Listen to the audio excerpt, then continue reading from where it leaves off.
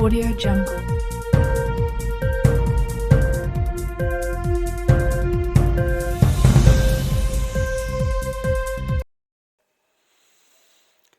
Hello, every teacher all over the world. We have a special occasion these days as Muslim in Arab countries, and I can say to all teachers all over the world, Ramadan Kareem. Ramadan Kareem to all of you, to us, to all teachers all over the world. And this day is a special day and a special video today.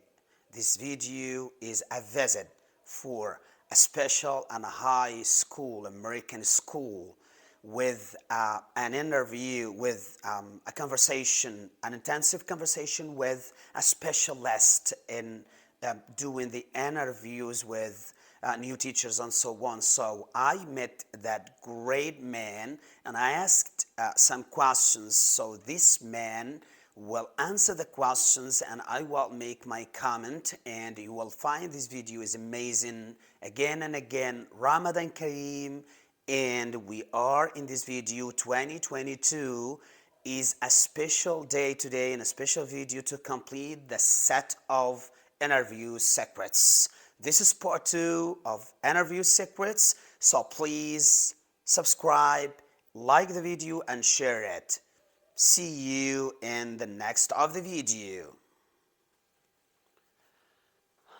Hi guys, hello again. I have prepared before the interviews with that great man, a specialist to make interviews with new teachers, so in schools, special American schools.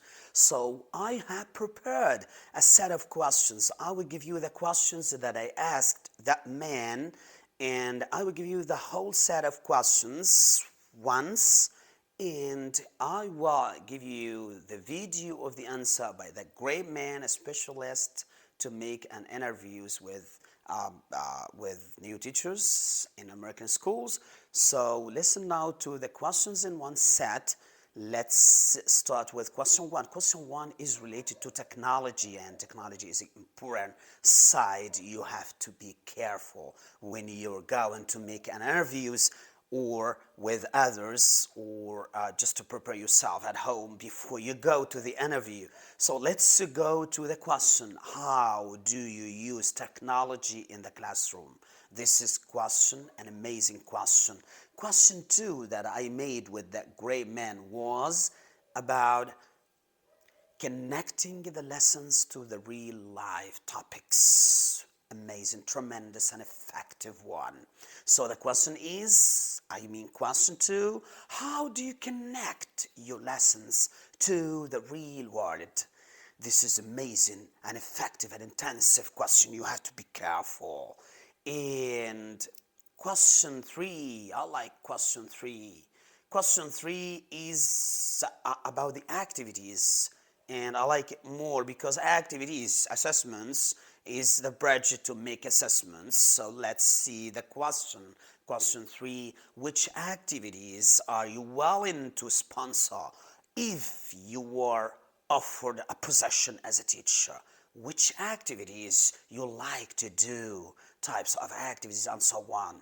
We will see the perfect answer by the man and my comments with evidence from the specialist.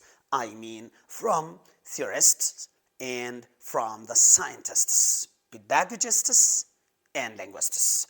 Let's see the answers for these 3 questions in this great video. Be with me.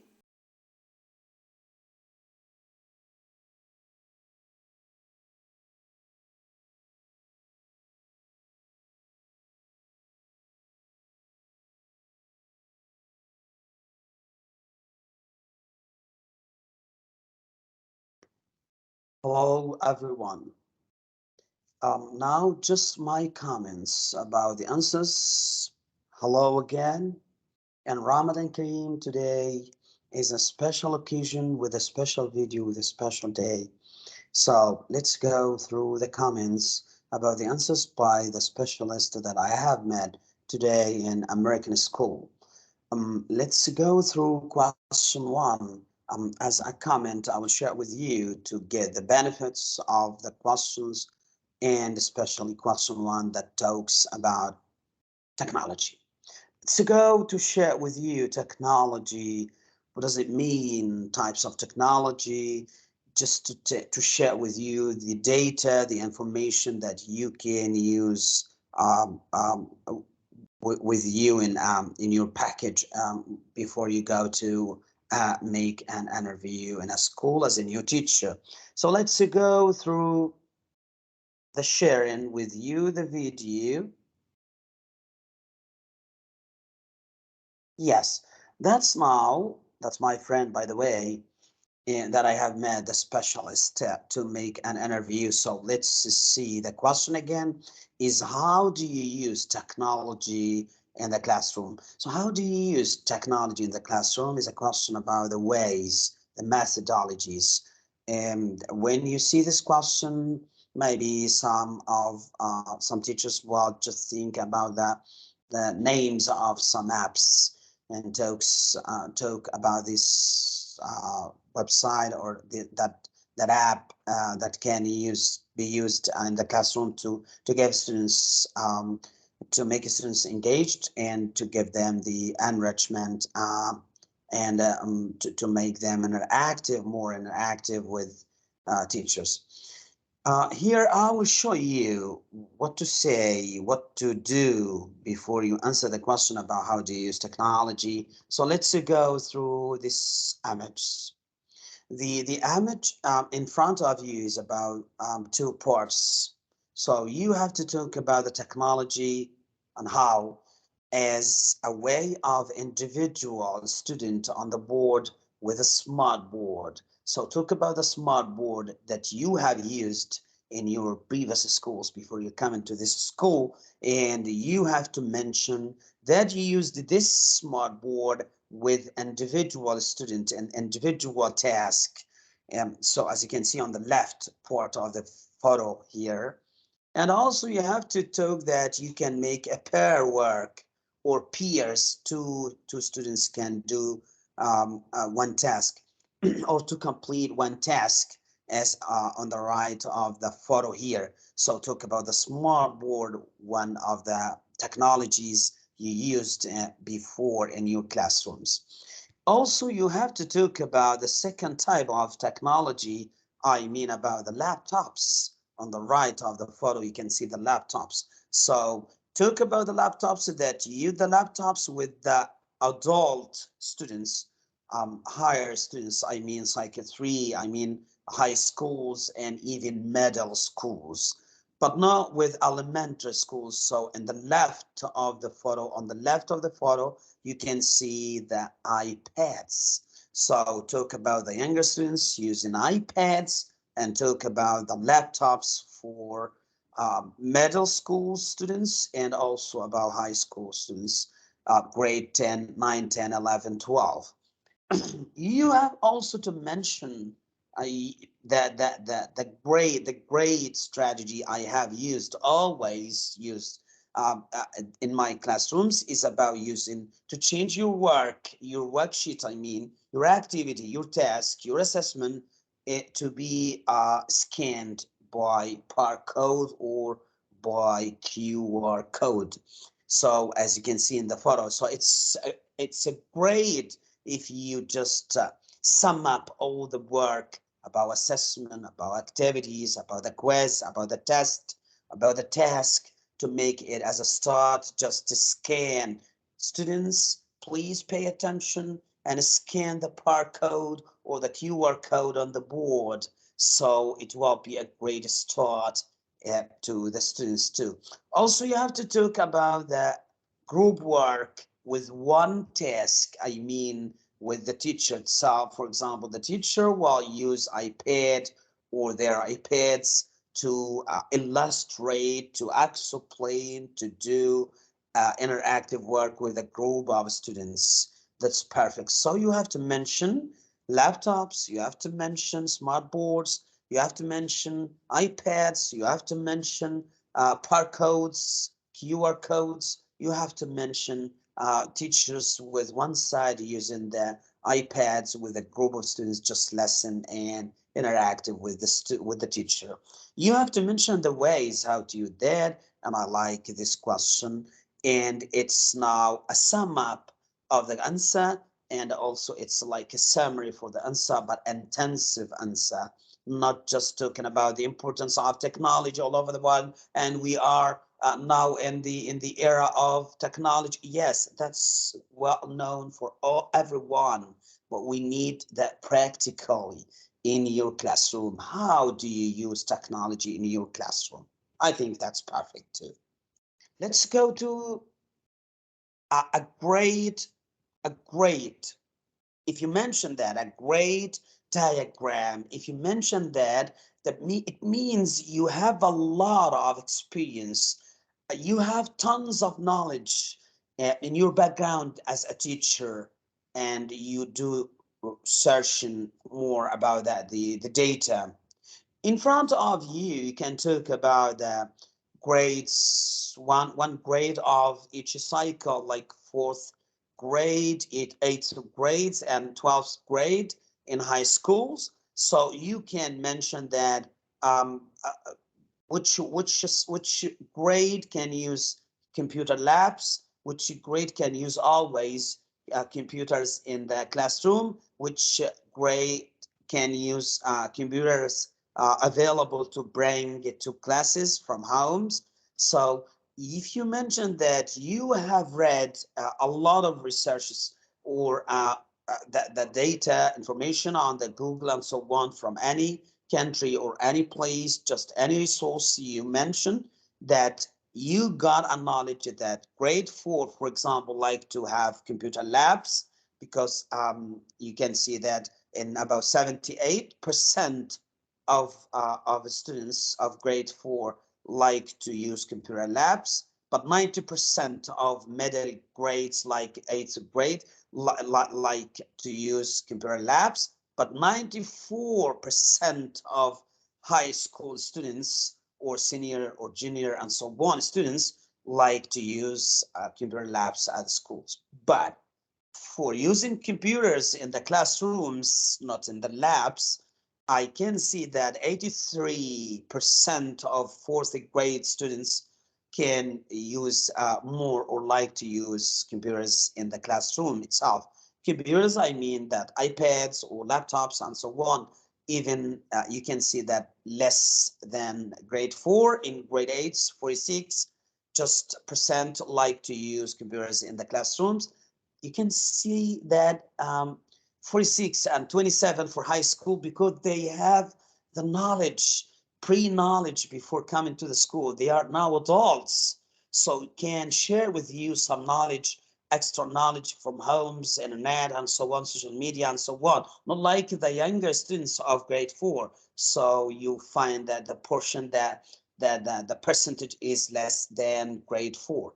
So also you can talk about the computers available to be brought to the class by students. You can see that equal all of them like to have some their own iPads or laptops or even computers into the class to bring to the class. So this is we give the one who make an interview with you that you have a lot of information and a good background. um, Okay. Hi guys again. I hope you got the benefits of the question one about technology. Now question two. So going to question two, but I have some points just to talk about for question one again, because I have got a question from some of my subscribers. So one of the questions that I have got now is about give us examples about benefits or the best apps we can use to do technologies and also to use technologic activities. So let's just see some apps to answer this question and also go into next step or question two. Some apps I will share with you now, some apps to help you about this point. So let's see. We can see here just in general apps. I mean, you can use it like Paper 53. It's a great app you can use to do some activities. Also, we have paper pot notes to just write notes. Notes, I mean, like ideas about themes, about just short notes. You can use in science, in Arabic, in language, and it's perfect in language too. I mean, in literature or a long text or novels. We have also Toontastic. Toontastic is a great app you can use also. It's like a movie. You can change the lesson to be like a movie. You can cut some scenarios, okay, in paragraphs to do a scenario as a movie and so on. Also, we have Schoology, but it's paid, I think. And also we have Croquet. We have also Poplet Lite, and this one is great too.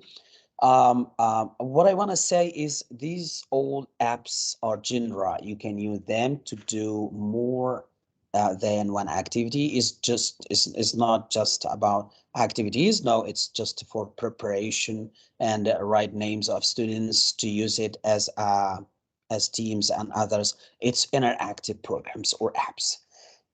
But if you need something to do, I mean, some apps to do assessments, pop quiz, and so on, or test, we have 11 best exams and assessment tools or platforms. You can use Quizlet. I like it more, and quizzes. Quizzes like a competition between. You can divide the class into teams and using quizzes to give you analysis and also the results about each score. Also, we have Socrative. Socrative is informative apps, so you can use it. Kahoot is a game, educational game apps, so you can use it. Also, we have to do a survey, for example, or to get feedback from students, from parents, and so on. You can use survey or any place.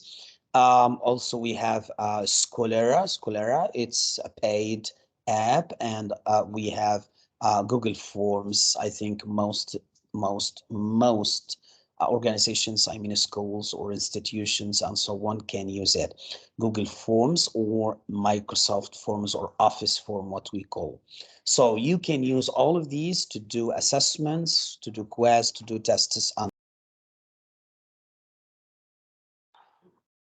Okay, guys. Now hi again. Now going to answer question 2 is about the real life topics with lessons. So how can you connect real life topics with lessons? And this one is a great question. So my comments after the specialized answer by the specialist man that I have met today. So the question is amazing question, and it's a well-known question, and it's repeated always in interviews. So you have to know how to answer this question about the connection between the real life topics, real world, and also about the lessons between the lessons, the topic you have in English, math, science, and so on. So let's share with you now what to do with that comment or that answer. So I will share with you. Let's see, the question now is, as you can see now in front of you, the question is, how do you connect your lessons to the real world? After we have listened to the answer by the specialist I have met today, a great man. So let's go to my comments about how do you connect your real world with your lessons. You have to know that you have two ways. One is local, to use local. I mean to use local connection or global connection. Local connection is preferable, likable. I like it more. I prefer to use local connection between your lessons, your topics, your text, and your real world. So how can you do that? It's, as you can see, you have a list um, on the right, like history. So for example, connect your text today to the history of the country you are in. or the place you were in. If you live in a city called X, so this city X, you have to know some history about this city X. And in the text, there's a sample or a connection of point, connection or connecting point you can use to make a connection between a joining word, a joining phrase, a joining statement, a joining paragraph between the city X you live in with your students and the text itself. I like it more. Even you can use geography, a connection between geography for the city X about the seas, oceans, weathers, mountains, wherever you have buildings and so on, people, language, and so on. You can use people in the place you live in, around you, about the dressing code, about the uniforms, language they speak, accent they speak, and so on, to connect between your text and so on. If it is math, you can use it. Do we have building with the same problem in the math? For example, it's a triangle lesson. It's is about math is about triangle, for example. So you can ask, do we have a triangle shape as a building here in our city? If you have, they will say yes. What is it? Can you draw it? So you make a connection now with the real world. Even you can use also lifestyle, even about the kitchen tools in the kitchen and so on, some fruits, some names, dressing, language, and as I told you, customs and so on. Or you can use it global. It's better to use it global, but it is not the best. The best to be close to the students area or the place they live in. In the global, you can use it, yes, with the international events, with the history all over the world, a history of another country related to the text paragraph and so on, or geography or people or animals, movies, art, and so on around the country you live in or in another country or in the other away from you. So you can use it in two ways to connect the real world with your lessons or opposite.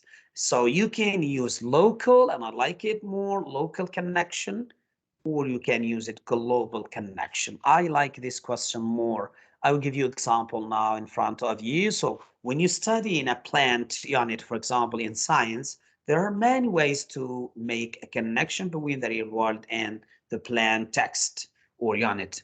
For example, you can find a native um, in your place, for example, in Michigan, plants around the school. For example, if you live in Michigan, in America, in US, or you live in another place, as I told you, city X, plant around the school, find a native, and and you can identify them and research what they are used for. You can use also, you can invite a local farmer around you to come in a talk show, for example. You can show a YouTube clip, for example. There's a great one I use when I tube left, for example, nectar, bed, wherever you have the plant, what type of the plant, and so on. Talk about everything inside the plant, about the anatomy of the plant, about usage of the plant, and so on. Color, is it harmful? Is it good? Is it bad? About the cycle, life cycle of this plant and so on. You can use that. So this is just an example about a science topic about plant. I give it to you. So you can use it. I like to use it in local way or local connection. That's all for this question. If you like it, don't forget to subscribe the video, please, and like and share. Thank you.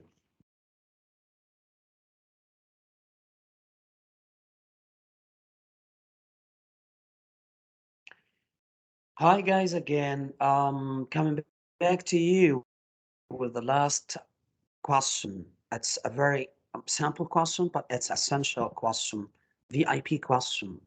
It's an important question because it's talking about the activities. Actually, you have to know that activities will give you the way to do a great assessment. So if you do activities very well, so you will do assessment very well too.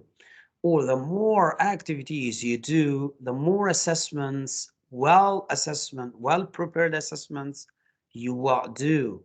So you have to know that activity is one of the main questions you will be asked in the interview when you do one as a new teacher for any school, British school or American school. So activities, please concentrate and prepare yourself about activities. But the problem is just to talk about types of activities or definition of activities or importance of activities. No, as I told you, be in depth. Try to talk about the point in depth. The answer should be in depth. Deep answer. You have to talk about activities. As we have listened to the specialist, to the great man that I have met today, I will give you now extra comment. You will like it more. I know that. So listen to the comment. Follow the video till the end. You will be in a great benefit and a great mood when you listen to the benefits, the information, the data that I will give you, show you in this video about the activities. Let's share with you now activities comment that I have prepared for you. Please be ready. As you can see now, the question by my friend, the question answer by my friend. The question itself is, which activities are you willing to sponsor if you are offered a position? Which type of activities, which activities you have to adopt, sorry, which activities you have to adopt, you have to use, you have to activate inside the classroom if you offered this possession. So let's see my comment here. Classroom activities, we have different activities, but you have to focus on three types of activities: individual activities, pair activities, and group activities. I mean individual task and pair task, peer task, and group task or group work. So this is one of the main points you have to mention for your answer, that I have always, you can say that, I have always used three types of activities: individual task, per task, and group task or group work. You have to mention point one, this one. So let's go to second point. What about group work? What do you mean with a group work? You can say that from individual task to a group work, or from group work to individual task. What you have to know that in the order, the best order for your activities to start to launch your lesson with group activities, what we call whole class learning, and then small group work or learning, then individual learning, or what we call group work, then pair work, then individual work. If you started the lesson, start with group work or whole class learning. If you end the lesson, you have to finish with individual task. In the middle, you have to do pair activities. I mean, you have to, as advice, because this is now differentiation, or you mention the differentiated work now between all students. So you give the chance to all students to understand and be engaged with you. What are the benefits of group work? You have to know that, and you have to mention that in point two. Again, what are the benefits? All the skills you will have in a group work, like listening skills, they will listen to each other, they will listen to you. Communication skills, they will talk to each other. Persuasive skills, they will talk, ask and answer, think and answer, and so on. Problem solving skills and ability to organize the work at the end. So most and more skills they will have in the group work.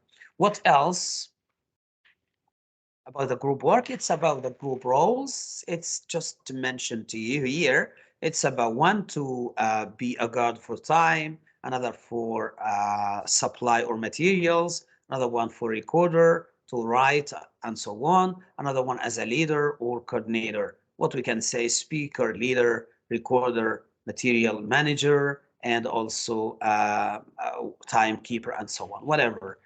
But what I want to mention here is for the activities, what is the most important point you have to mention in your answer? What is it? It's about the development, the improvement of your skills.